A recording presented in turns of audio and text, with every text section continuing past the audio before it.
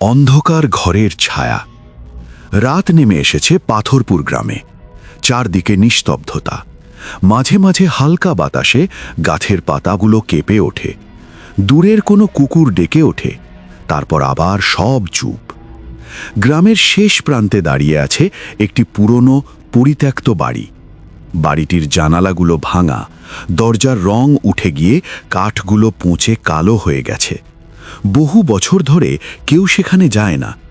স্থানীয় মানুষজন ফিসফিস করে বলে, এই বাড়ির ভেতরে নাকি এমন কিছু আছে যা চোখে দেখা যায় না, কিন্তু উপস্থিতি টের পাওয়া যায়।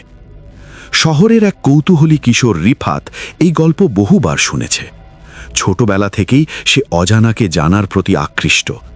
তার বন্ধুরা যেখানে ভয় পেয়ে গল্প থামিয়ে দেয়, রিফাত সেখানে আরও প্রশ্ন করে।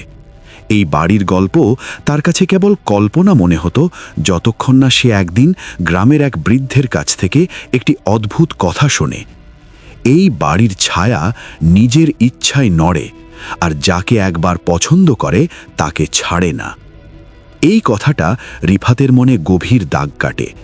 সেই রাতেই সে সিদ্ধান্ত নেয় সে নিজে গিয়ে দেখবে আসল সত্যটা কি। ভয় থাকলেও তার ভেতরের সাহস তাকে থামায় না। রাত গভীর হলে, যখন সবাই ঘুমিয়ে পড়ে, তখন রিফাত একা একা বাড়ির দিকে রওনা দেয়। আকাশে চাঁদ নেই, শুধু মেঘে ঢাকা অন্ধকার। প্রতিটি পা ফেলতেই তার মনে হতে থাকে কেউ যেন তার পেছনে হাঁটছে।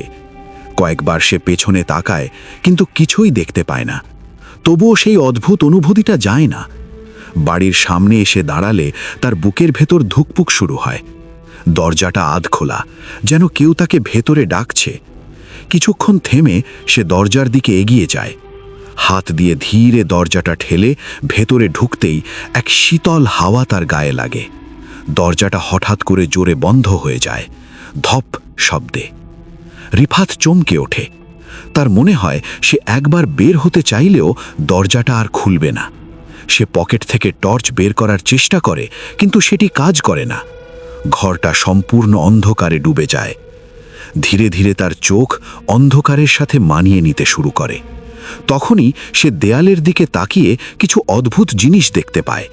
দেয়ালে আঁকা অসংখ্য চিহ্ন, যেগুলো যেন একটির সাথে আরেকটি যুক্ত হয়ে একটি গোলাকার প্যাটার্নই তৈরি করেছে। চিহ্নগুলো স্থির নয়, মনে হচ্ছে সেগুলো ধীরে ধীরে নড়ছে। হঠাৎ করেই একটি শব্দ শোনা যায়, খুব হালকা, যেন কেউ ফিসফিস করে বলছে, তুমি চলে যাও। রিফাত চারদিকে তাকায়। কে? সে জিজ্ঞেস করে, কিন্তু কোনো উত্তর আসে না। কিছুক্ষণ পর আবার সেই একই ফিসফিস শব্দ, এবার আরও কাছ থেকে। এবার শব্দটা তার নাম ধরে ডাকছে। সে পেছনে ঘুরতেই দেখে ঘরের এক কোণে একটি ছায়া নড়ছে।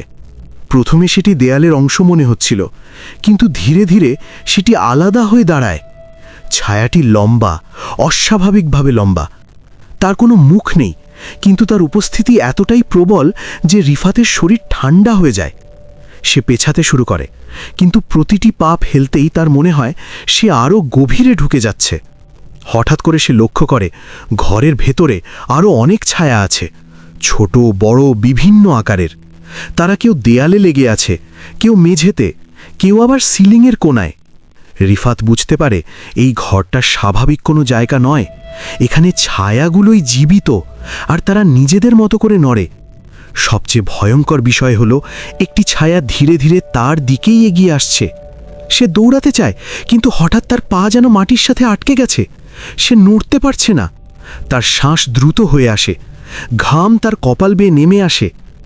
ছায়াটি তার একেবারে সামনে এসে দাঁড়ায়। এবার সে অনুভব করে তার মাথার ভেতরে কিছু একটা ঢুকে যাচ্ছে। এক ধরনের চিন্তা, ভয়, স্মৃতি সব মিশে যাচ্ছে। সে হঠাৎ করে মনে করতে শুরু করে এমন কিছু যা তার নিজের না, যেন অন্য কারো ভয় তার ভেতরে ঢুকে পড়ছে। তার চোখের সামনে ভেসে ওঠে অদ্ভুত দৃশ্য। এই বাড়িতে বহু বছর আগে কেউ একজন ছিল, যে একইভাবে এখানে ঢুকেছিল, আর ধীরে ধীরে তার অস্তিত্ব এই ছায়ার সাথে মিশে গিয়েছিল। সেই ব্যক্তির ভয়, একাকিত্ব এবং হতাশাই এই ছায়াগুলোকে জন্ম দিয়েছে। রিফাত বুঝতে পারে এই ঘর কেবল একটি স্থান নয়, এটি একটি ফাঁদ, যেখানে মানুষের ভয় জমা হয়ে ছায়া তৈরি করে, আর সেই ছায়া নতুন আগন্তুকদের আটকে রাখে। হঠাৎ তার মনে একটি চিন্তা আসে, যদি সে ভয়কে অস্বীকার না করে বরং মেনে নেয়, তাহলে কি কিছু বদলাবে? সে চোখ বন্ধ করে গভীর শ্বাস নেয়। ছায়াটি তার খুব কাছে, প্রায় স্পর্শ করার মতো। কিন্তু এবার রিফাত চিৎকার করে না, পালায় না, বরং ধীরে ধীরে বলে, আমি ভয় পাচ্ছি, কিন্তু আমি পালাবো না। এই কথাটা বলার সাথে সাথে ঘরের পরিবেশ বদলে যেতে শুরু করে। ছায়াগুলো থেমে যায়, ফিসফিস শব্দ বন্ধ হয়ে যায়, দেয়ালের চিহ্নগুলো ধীরে ধীরে মিলিয়ে যেতে থাকে। ছায়াটি এবার আর ভয়ঙ্কর লাগে না, বরং মনে হয় সেটি কেবল একটি প্রতিফলন, রিফাতের নিজের ভয়ের প্রতিচ্ছবি। একটি দরজা হঠাৎ সামনে দেখা দেয়, যা আগে ছিল না। দরজাটি হালকা আলোয় ঘেরা। রিফাত ধীরে ধীরে সেই দরজার দিকে এগিয়ে যায়। এবার তার পা আর ভারী মনে হয় না। সে দরজা খুলে বাইরে বের হয়ে আসে। তাজা বাতাস তার মুখে লাগে। রাত তখনও আছে, কিন্তু আকাশে হালকা আলো ফুটতে শুরু করেছে। সে একবার পেছনে তাকায়। বাড়িটি আগের মতোই দাঁড়িয়ে আছে, নিঃশব্দ, রহস্যময়। কিন্তু এবার রিফাত আর ভয় পায় না। সে বুঝতে পারে সেই অন্ধকার ঘরের ছায়া আসলে তাকে হারাতে চায়নি, বরং তাকে নিজের ভয়ের মুখোমুখি হতে বাধ্য করেছে। আর সেই রাতের পর থেকে পাথরপুর গ্রামের মানুষজন যখন সেই বাড়ির কথা বলে, তখন তারা আর শুধু ভয় পায় না। কেউ কেউ বলে, যারা সাহস করে নিজের ভয়ের মুখোমুখি হতে পারে, তাদের জন্য সেই অন্ধকার ঘর আর ভয়ঙ্কর থাকে না, বরং এক ধরনের পরীক্ষা হয়ে দাঁড়ায়।